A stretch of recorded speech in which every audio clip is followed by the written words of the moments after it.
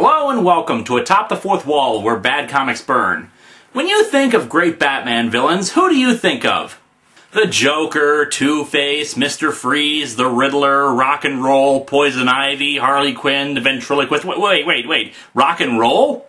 Yeah, believe it or not, Batman has taken on the evils of rock and roll. And no, I'm not talking about the Silver Age here. Today's subject came out in 1999 of all years. Intrigued yet? Hopefully you are, because we're going to dig into Batman Fortunate Son. Welcome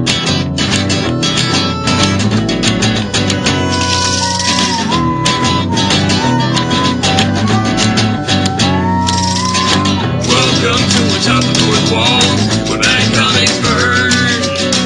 Linkar's gonna teach you all a lesson you won't learn. Rusty, you're not the smartest. Liefeld, you're not an artist. Anyone who's had a bad comic published, it could be your turn.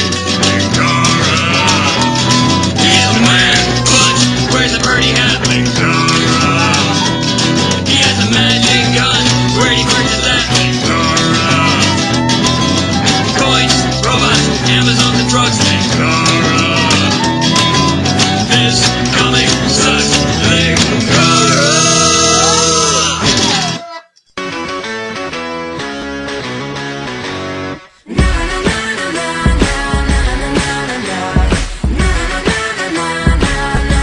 This is going to be a longer episode because this is actually a one-shot, 90-page graphic novel, kind of like Superman at Earth's End, only that was much shorter. The cover is of Batman and Robin, Dick Grayson for those wondering which one, standing on top of what appears to be a Broadway theater. What, are they there to break up the Ninja Turtles' excursion into being a rock band?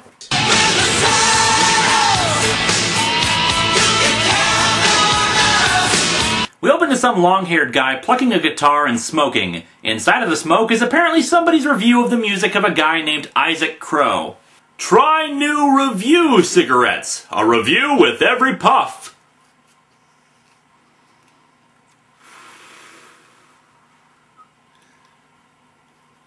This is our rock star, Isaac Crow. Now, I'm tempted to do a "because poor literacy is cool" joke here, but doing a Google search does bring up some people who have Isaac spelled with a Z and a K. But I've got to tell you, I've never met anyone named Isaac who had it spelt like that. We see this weird montage of Crow as he goes through his life playing guitar and apparently his manager or something feeding him various lines. It goes from him playing to be the savior of music until they start telling him he just needs to do hit songs and he'll need an image. And that means a look, 'cause music is a visual medium. Yeah, because you hear music with your eyes. That makes perfect sense. Suddenly, we cut to him and his girlfriend in their home. He proclaims, "It's dead! They killed it! They stuck it in a can and killed it!" Mountain Dew Classic, man! Why do we have to have different flavors? So he locks himself in his room with the intent to kill himself. The girlfriend suspects that he's on drugs, mostly because he's babbling like a madman. And they killed me with it! Actually, I'd say you're the one about to do yourself in, what with you holding the revolver to your head and all. But then suddenly, a blonde Elvis appears. Yeah, they don't call him Elvis, but he's clearly a stand-in for him. Instead of referring to him as the King, they call him the God. No way, you're just a truck driver, fella. Oh, so that's what happened to US-1. But if it's you, why did you come to me? Why me? Because you're on drugs, you idiot! Hell, just a panel ago you said, "No, it's the stuff, you're a hallucination." Lots of people see things when they're on drugs. When I'm on drugs, I see B. Arthur.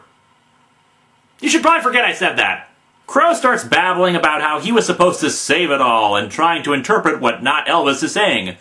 Do you want me to keep going? What do you want from me? Mama always told me I was a special one. The last shall be first. I was the last, and I shall be the first. My twin brother died when I was born, and sometimes it takes the death of one to pass a blessing on the other.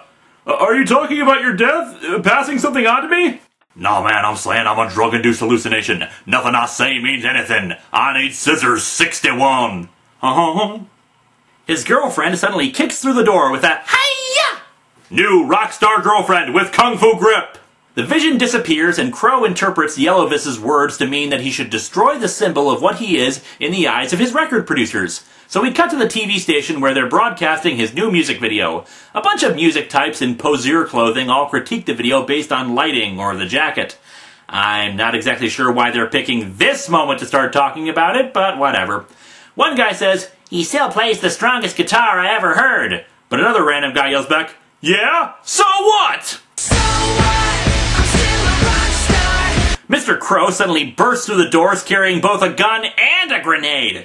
Where the hell did he get a grenade? And why didn't security try to stop him? Because we see he was on the top floor. And he blows up the studio too! How he survives this is anyone's guess.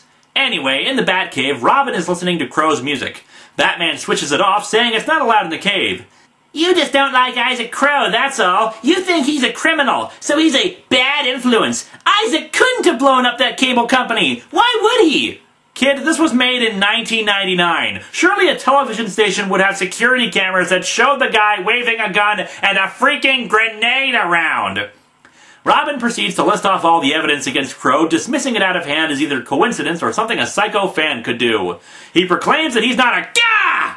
Robin, what the hell did they do to your face? Batman, what's going on?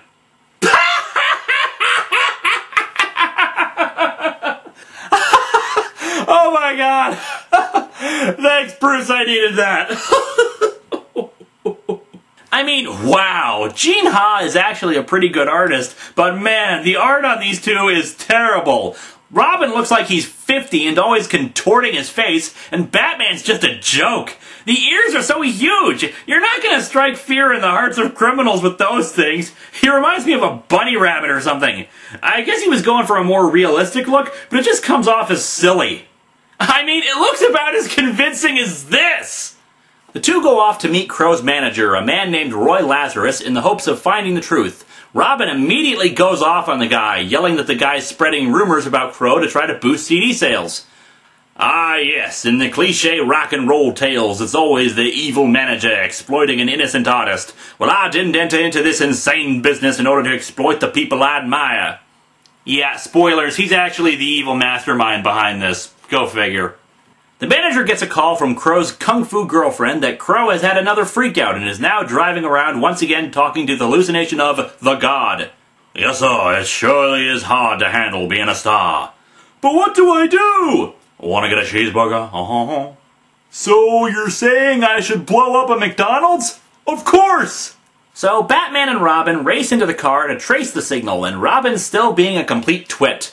Nobody got hurt anyway! Is it such a huge crime to knock some cheesy videos off the air?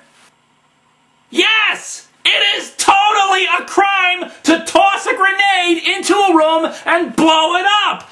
Destruction of property, reckless endangerment, destroying their ability to broadcast the videos, i.e. an infringement of their free speech. That is totally a crime, Robin! Are you as high as Crow? Robin asks Batman if he ever listened to rock as a kid. We get a brief flashback to his father turning off the radio. We don't listen to that sort of music in this house. Now you'd better get ready if you don't want to miss that Zorro movie. Really? You're really going to pull the "on the same day my parents died" card? This is a dumb comic.